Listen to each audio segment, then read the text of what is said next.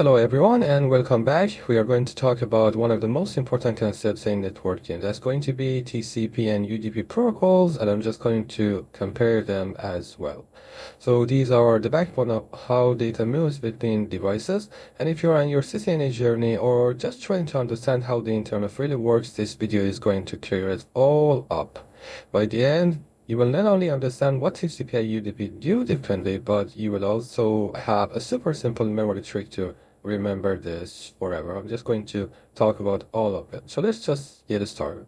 The first thing that I'm going to do is I'm just going to give you a mnemonic of the protocol stack and OSI as a matter of fact. So on top we have application layer, presentation, and then session, and then of course we have transport, then we have network, and then we have data link, and then we have physical. That's how we just send data from one point to another using electrical signals or using light pulses or let's say wireless signals, stuff like that. So this is not going to be our focus. We are going to talk about these three. This is going to be the most important part of the protocol stack: data link, network, and transport. Specifically right now, we are talking about this layer, and we are talking about two protocols which resides in this. One of them is going to be TCP, and the other one is going to be UDP.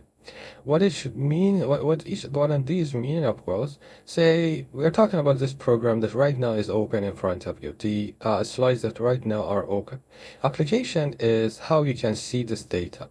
So that is, for example, you see this is in bold, you see this in normal fonts with a specific, let's say, font size or stuff like that, the color, everything. The other thing is going to be the presentation. Presentation provides this formatting for us, and then gives it to application layer, so this application layer can can show it to us. Then we have session layer, which is going to establish a session between different devices. Right now, I'm not using this one. Now, the actual thing that we talked about is going to be the transport layer, how data move from one side to another side, and then also some characteristics like what application is supposed to open or work this data out for us. Then the network, which means that how this is going to be sent from one point to another over the network, large networks actually, or the internet. Then we have data link, which is going to be local. Presentation, and of course we have physical. But what about TCP and UDP? This is going to be layer 4 of OSI, right? OSI layers, you should really know about this because this is going to be super important, specifically when you do some kind of a troubleshooting. Okay, so these two protocols are responsible for end-to-end delivery between application, which means that first of all, we are going to decide what port number is selected for each one of them. The port numbers are just a number between 0 to 65,530.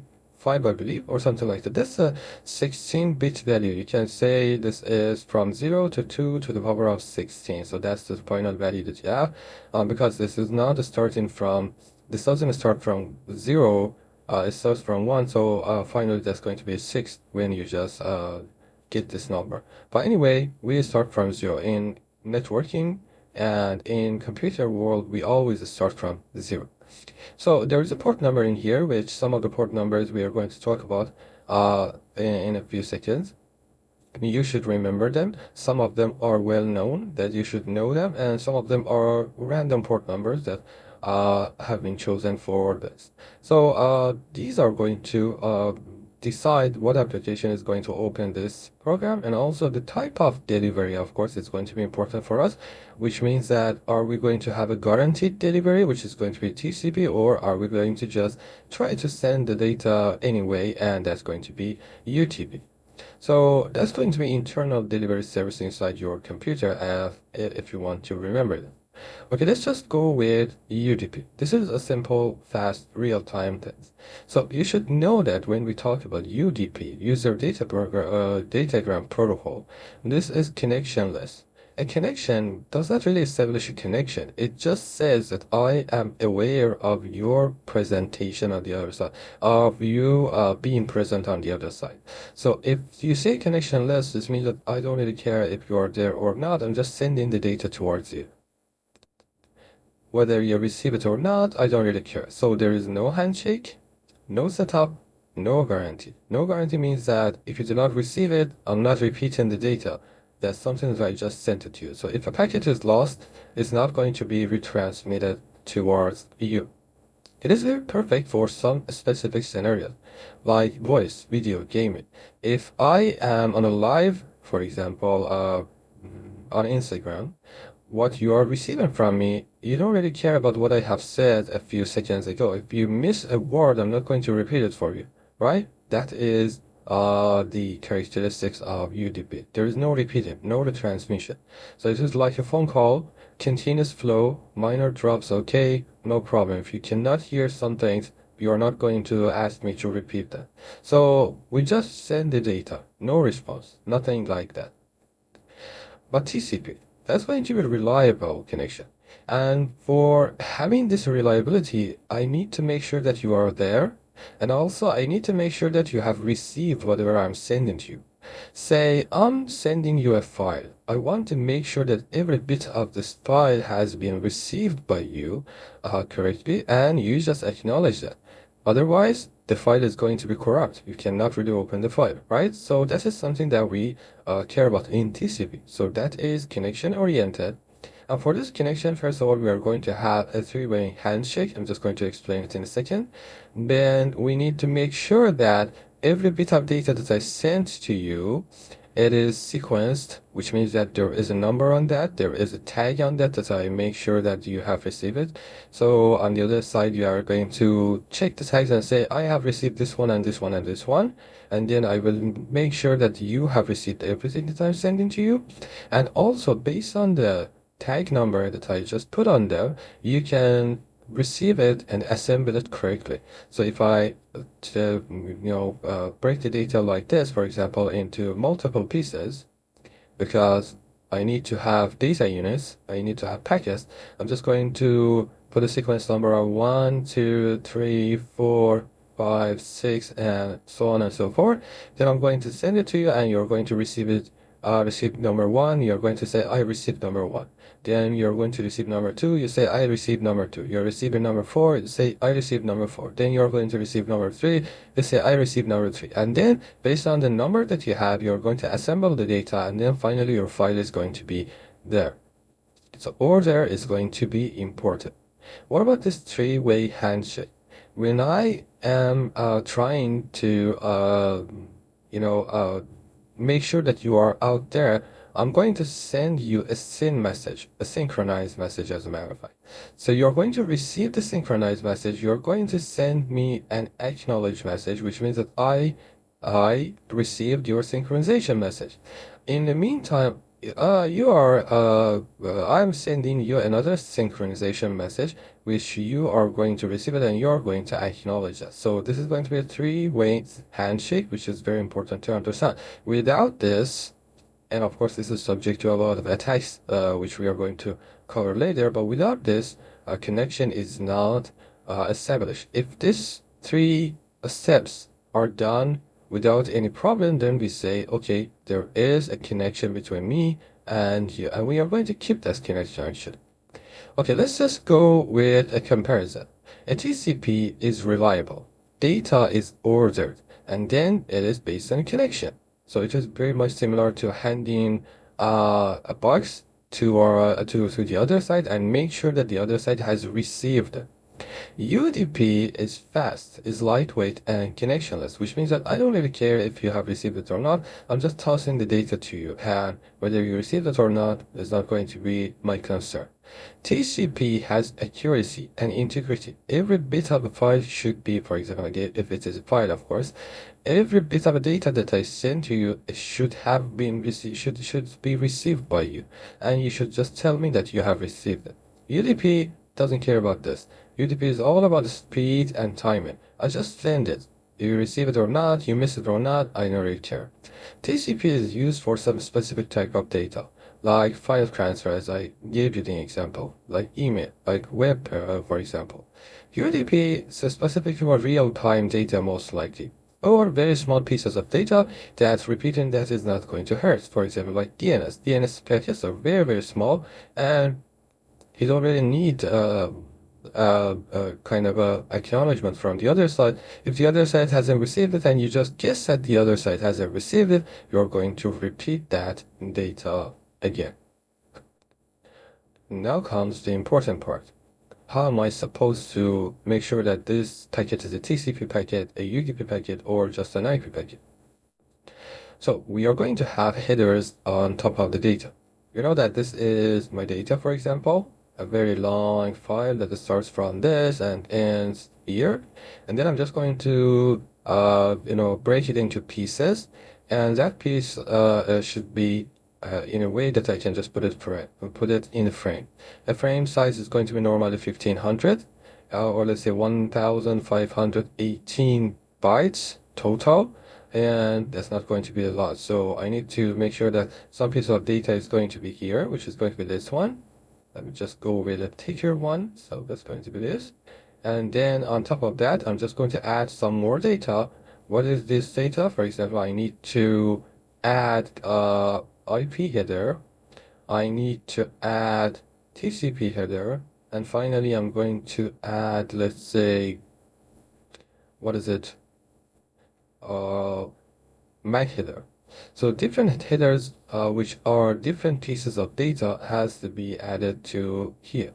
Now, this part, the TCP segment, consists of multiple pieces of information, and you can see this in here. Source port, destination port. These are just numbers, but based on that, you can understand what is the application which is supposed to process this piece of information. Most likely destination port is going to be more important. Source port can be any random port. We don't really care about that. Destination port, of course, should be the exact port that we really need. We are going to talk about this. And then we have a sequence number in here, which means this is this piece of data, and of course the acknowledgement number. And there are some very, very important piece of data, which is going to be window size. What is window size? Actually, I want to say something like this. Say I have just broken this piece of data into 1000 pieces. So I have 1000 packets to send to you. And they are going to be numbered from 1 to 1000, right? So what I'm going to do is to say, okay, I sent packet number 1 to you. And you say, okay, I received 1, so I just send you an acknowledgement. Then I'm going to send number 2 to you. You're going to say, okay, I received 2, and I send you an acknowledgement. And I see, okay, acknowledgements are coming in time. So why should I just send packets one by one and receive acknowledgements one by one? I'm just going to increase the numbers. So I'm just going to say, okay, I'm sending 3 and 4 to you. And you say, okay, I received 3 and 4. And I say, okay, the connection is established and the link is very stable. So why should I send just 2? Let's increase it. So I'm just going to say, okay, I'm just going to send 5 up to 10. So this time I'm sending like 6 packets. And then you're going to say, okay, I have received 5 to 10 and everything seems to be good. Then I say, okay, I'm just going to increase it one more time. So I'm going to say 11 to, let's say, 20. And then you're going to say, okay, I received 11 to 15 and then 17 to 20. So this is the acknowledgement. And I say, oh, something is missing. Number 16 is not received by you. What am I going to do? I'm just going to say, okay, I'm sending you 21 to 25 plus 16. This time I have reduced the number of packets that I send to you. Plus, I'm retransmitting one packet to you. Why did I reduce this number? Because I see that the link is not that fast that I can send 10 packets at a time towards you.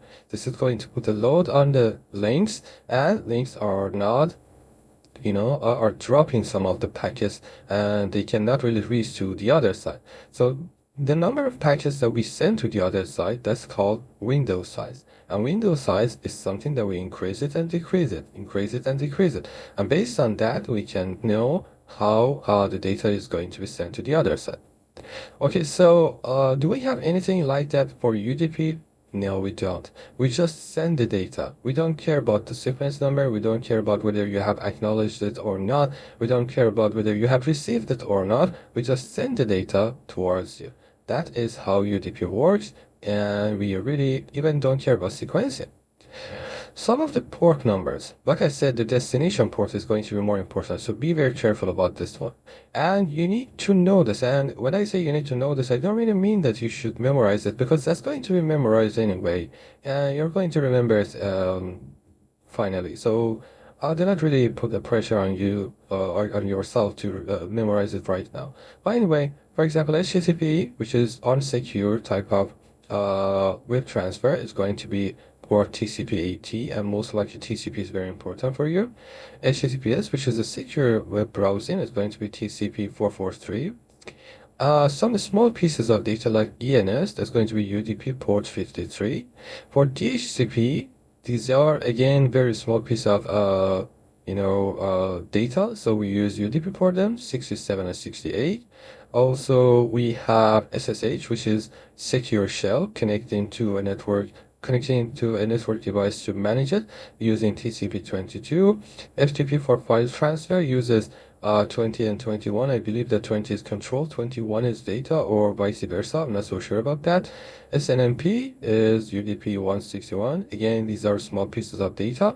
And NTP, which is for network time protocol, that is UDP 123. Very easy to remember.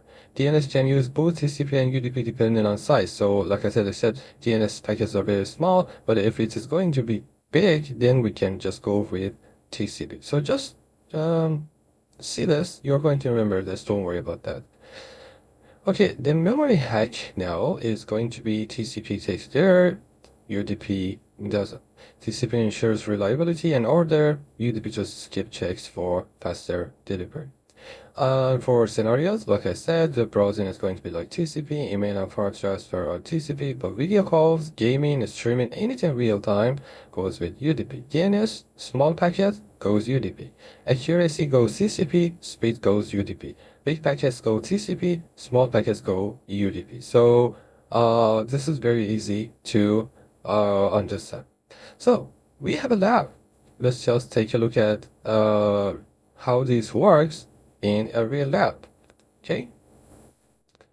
Okay, let's see this in action. What I'm going to do is to just configure an IP address for R1 and R2, the connection that is here, and also E01, which is connected to the internet. We are going to capture some of these packets that go from one side to the other side, and then we are going to see what happens in a TCP packet and UDP packets. So very simple configuration. Write down R1. The only thing that I'm going to do is to go to configuration node, go to interface E00, and then I'm just going to say IP address is going to be 10.0.0.1.255.255.255.0. Again, we are going to talk about this in detail, and I'm going to say no shutdown. So I have this interface right now in here. So let's just go to here and save the configuration. On R2, the same thing is going to happen. Interface E00, IP address is going to be 10.0.0.255.255.255.0, and no shut. So I'm just going to have this connection in here. Okay, let's just go to R1. What I'm going to do is to capture E00, whatever data that goes from one side to the other side. So I just right click on here, go to capture and select E00. And the capture Wireshark, of course, is going to open for me. Then I'm going to ping from one side to the other side. I'm just going to telnet from one side to the other side. And we are going to see the packets as they go from one side to the other side. So it says I can use Wireshark for that, and I'm just going to open this, and Wireshark is going to open for me. Okay, so here we are. So that's the data that goes from one side to the other side, but these are very low level data. I don't really care about this, but I'm just going to do something. Let's go to here, and I want you to just check what data goes from one side to the other side. I'm just going to go to router 2, and I'm just going to say, okay, ping 10.0.0.1. I'm going to say repeat only one. So one time only. Hit enter. One piece of data goes from router 2 to router 1, and there is a response for that. Okay, let's see what we have in here. The packets that we have right now is CDP. We have ARP messages, And we don't really care what other message, but I'm trying to find ICMP messages. Right now you can see there is no ICMP message from one side to the other side. So that's important for us. Let me see. If I just go to here, and you can see that this is dot, which means that I could not really find the other side, but there was an ARP, so this means that we were trying to find who 10001 is. Let me just go with one more time of ping. This time we can see that the ping is successful because now we know what the other side is. But see what the message was when we sent it to the other side. We sent a message which is called ICMP. Now, of course, there are different layers to this message. The actual message is in here, Ethernet.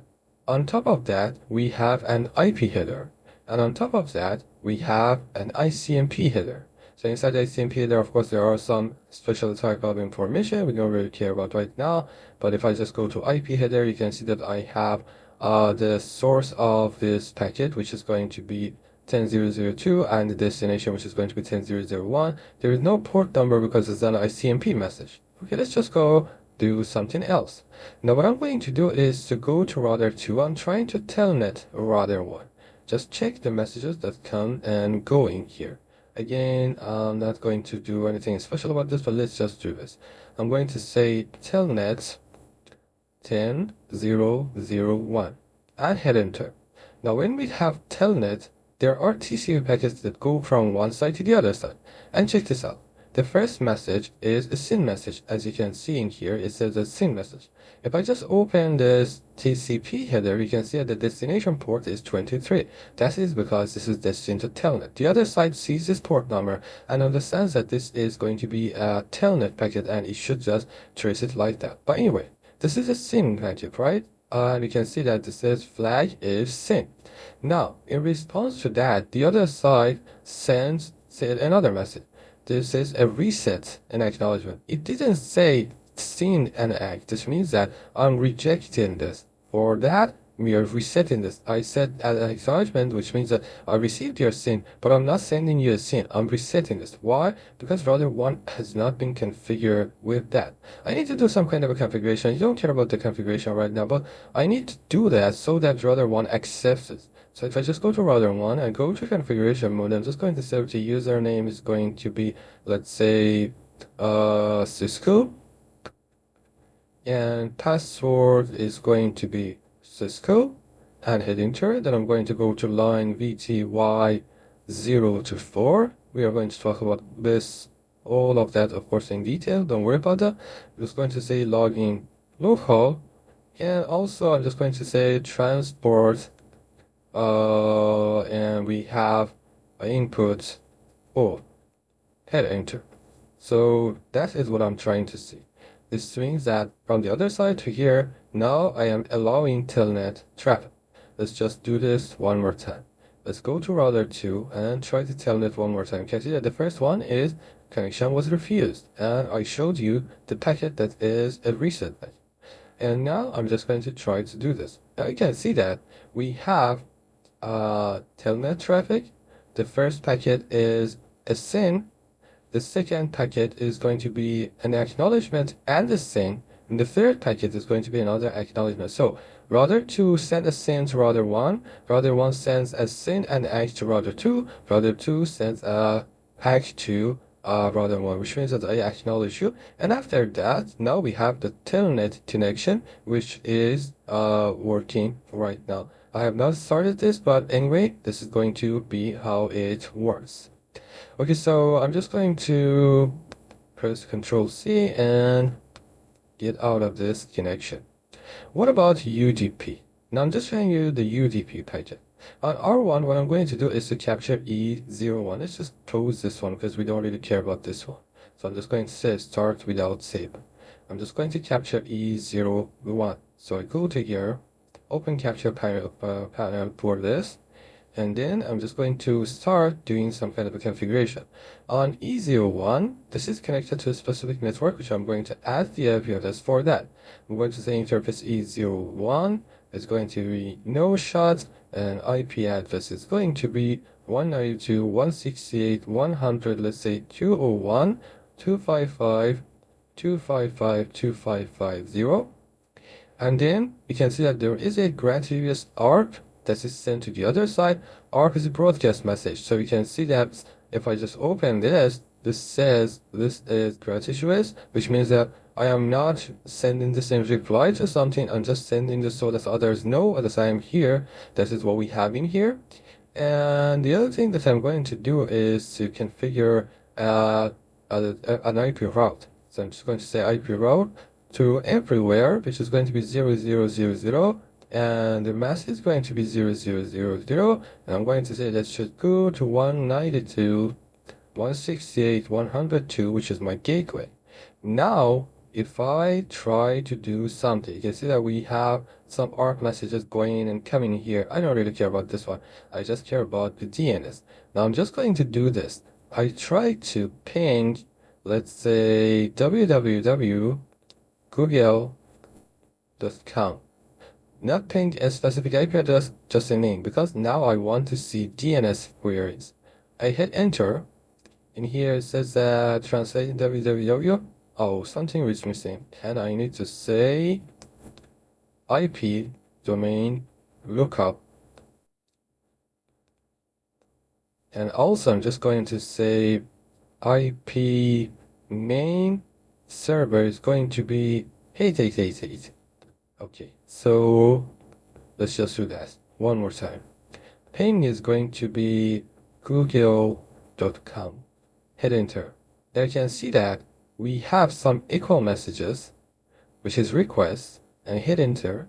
You can hit on that. You can see that this is an ICMP message. As a matter of fact, that is what we sent, but before that, we have some DNS messages. If I click on the DNS message, it says that this is a frame. On top of that, we have an IPv4 header. On top of that, we have a UDP header.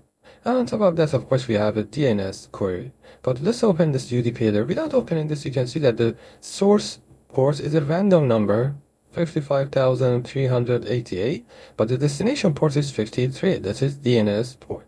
And that is a UDP packet. One UDP packet which was sent to the other side, and also the response is in UDP. These are very small packets. That is why you can see them in UDP. And we don't really care how they are sent and received. If I do not receive it from the other side in a timely manner, I'm just going to repeat that. But anyway, in this UDP packet, what we have is this. The response is sourced from 53, but the request is destined to 53. So 53 is going to be the destination port, and that decides that this is a DNS and should be treated with a DNS server. So that is how we just check these and see these kind of messages, and that was a live demo for you. Going back to our slides, so let's recap. So we have these two UDP and TCP protocols live living OSI layer 4 transport layer. TCP is reliable, ordered, connection-oriented. UDP is fast, lightweight, connectionless. TCP is for accuracy.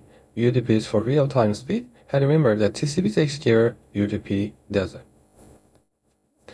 Next up, we are going hand-on again in a quick tool belt tips video, where I will show you how to test connections using ping, tracer, traceroute, and stuff like that. And we are going to capture more on Wireshark. You need to be fluent with that. If you found this video helpful, please give it a thumb up, and also a thumbs up, and also subscribe for more. And let me know in the comments. Thanks for watching, and I will see you in the next video.